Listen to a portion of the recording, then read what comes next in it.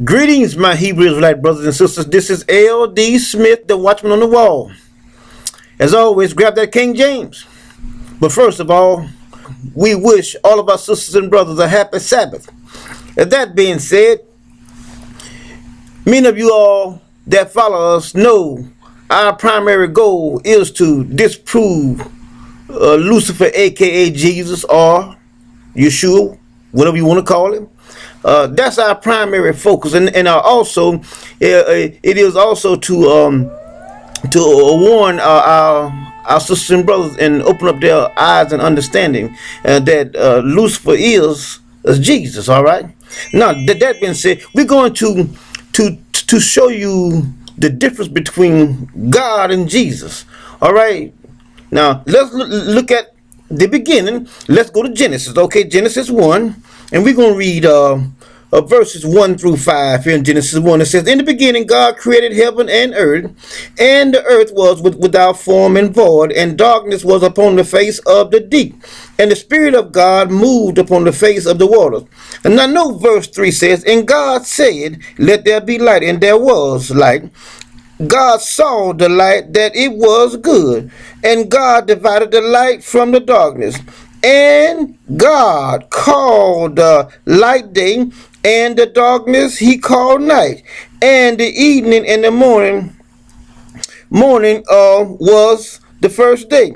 In verse 6, I'm going to read this part of it, and it says, and God said, okay, the point that I'm trying to make is whenever God shows up, God identifies himself as God. He identifies himself as the creator, okay? He's supreme. Now, that being said, let us move a little further. Let us go to the book of Exodus. All right, Exodus chapter 3. Let us start with verses 3. Exodus 3. Verse 3, it says, and Moses said, I will now turn aside and see this great sight, why the bush is not burnt. Okay, now Moses has seen a bush that is consumed with fire, and it's continually burning. All right, and now look what verse 4 says. It says, and when the Lord saw that he turned aside to see, God called unto him. Now see that God called unto him out of the midst of the burning bush and said, Moses, Moses. See, God always identifies himself. But now if you look at Jesus over in the book of Acts, talking about Paul, he says that this is Jesus. But yet and still, that is Jesus' book, and then this is God's book. And the Old Testament is God's book, and the New Testament is Jesus' book. He copies. He tries to mimic everything that God does in the Old Testament, but he can't do it. Anyway, let us look at he calls Moses by his name. He says, and he says, here I am. And he said, draw nigh hither, put off thy shoes from off thy feet, for this place whereon thou standest is holy ground. Okay, we're gonna move quickly here because I got a lot to read. It said, Moses said, I am the God of thy father, the God of Abraham, the God of Isaac, and the God of Jacob. And Moses hid his face, for he was afraid to look upon God. And the Lord said, I have surely seen the affliction of my people which are in Egypt, and have heard their cry by reason of their taskmaster, for I know their sorrows. Now verse 80 says, now notice this right here. Now Yah and Moses have had a conversation, and Yah said that he have seen the affliction of his people. Now verse 8 says, look, now he says, and I am come down.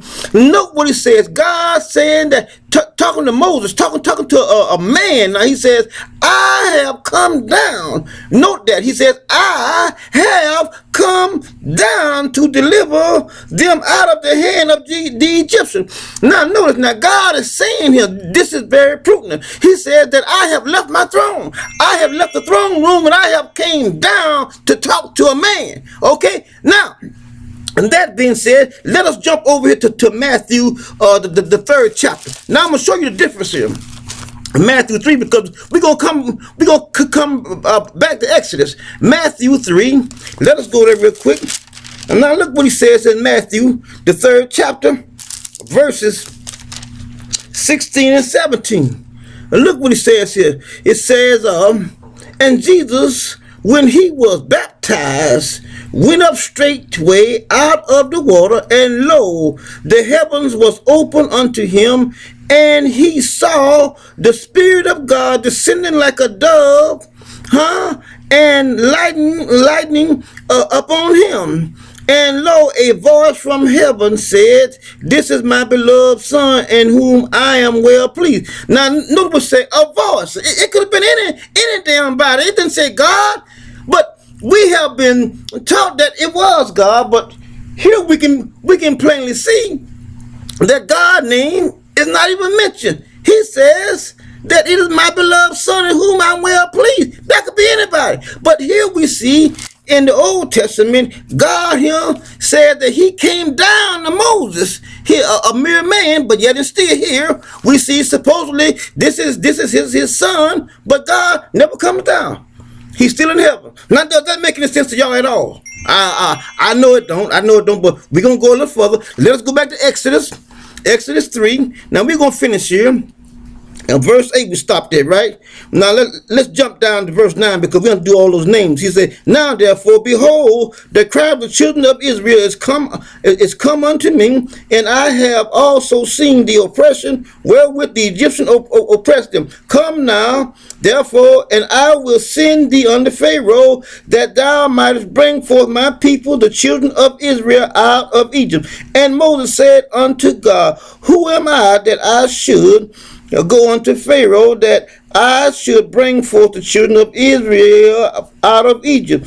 And he said, certainly I will be with thee, and this shall be a token unto thee, that I have sent thee. When thou hast brought forth the people out of Egypt, ye shall serve God upon this mountain. I mean, it's so much in here, but let us jump down here to, let's look at verses 14. Now look what verses 14 said. And God said unto Moses, see that? I am that I am. And he said, thus shall thou say unto the children of Israel, I am has sent me unto you. Now this next verse right here, 15, is very important. I want you to look at it closer. And God said moreover unto Moses, thus shalt thou say unto the children of Israel, the Lord God of your fathers, the God of Abraham, the God of Isaac, and the God of Jacob has sent me unto you. This is my name forever, and this is my memorial unto all generations. So in other words, did God change his name?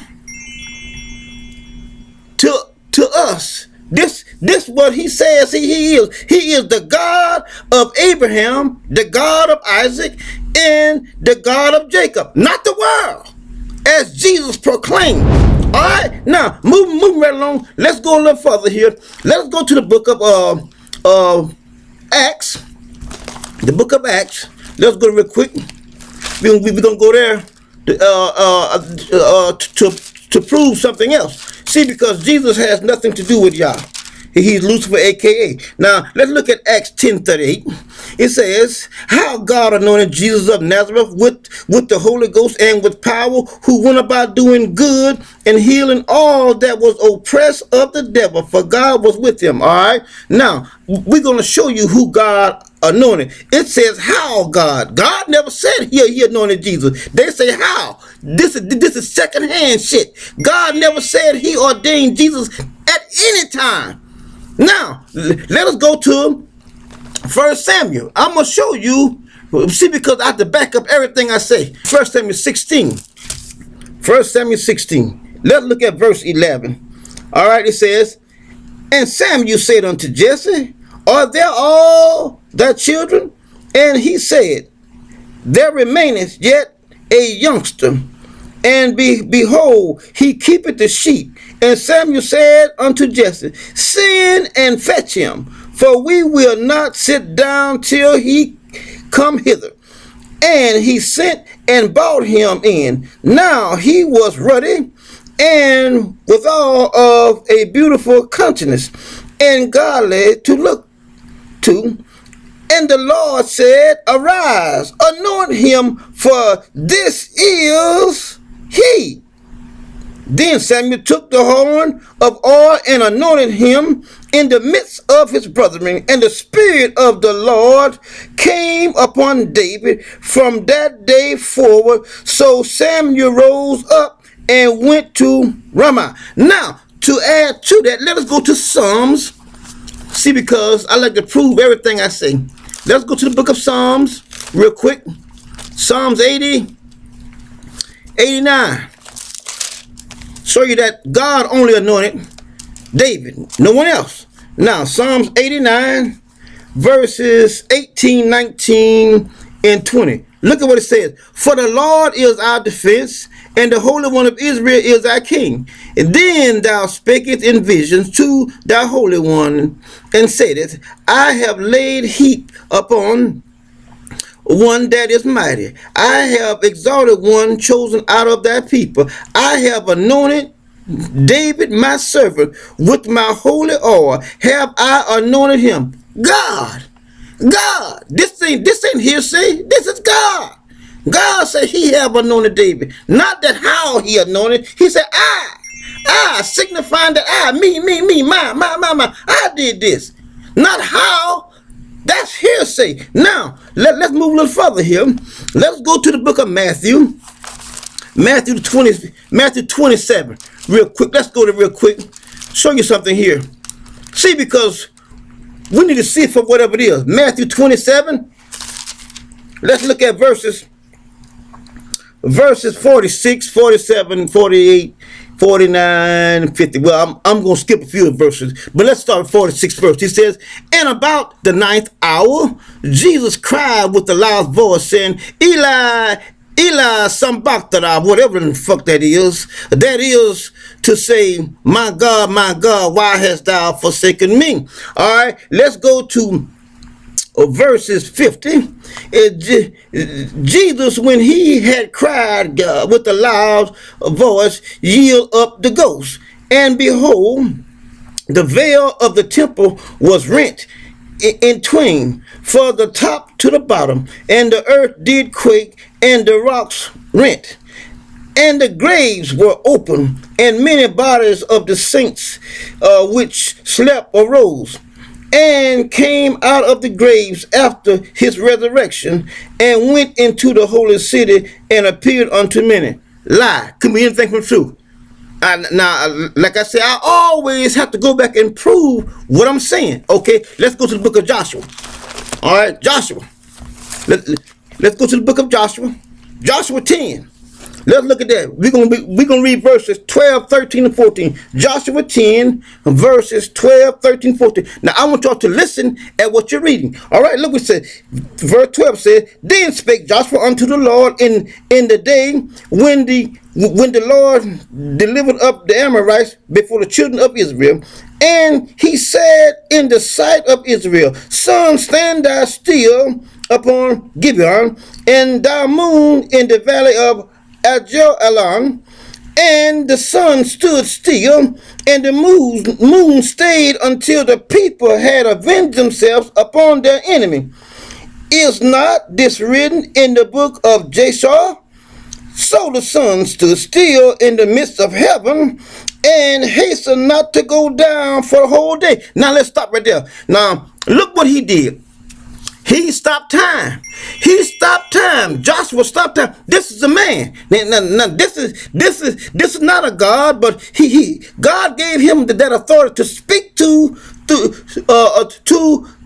sun that heats the earth, that is 93 billion miles away from the earth. All right, he made the planet stop spinning on its own axis. I mean, he controlled the elements. This is a man, not a God. Now look what God says here. See, this is so very prudent here, because Jesus said that when he died on the cross, that the graves were open. But I'm gonna prove to you here that can be further from the truth, because God cannot lie. Look what he says in verse 14. He said, and there was no day like that before it nor after it. All right, now That little bullshit that Jesus talking about he did, that ain't nothing like stopping time.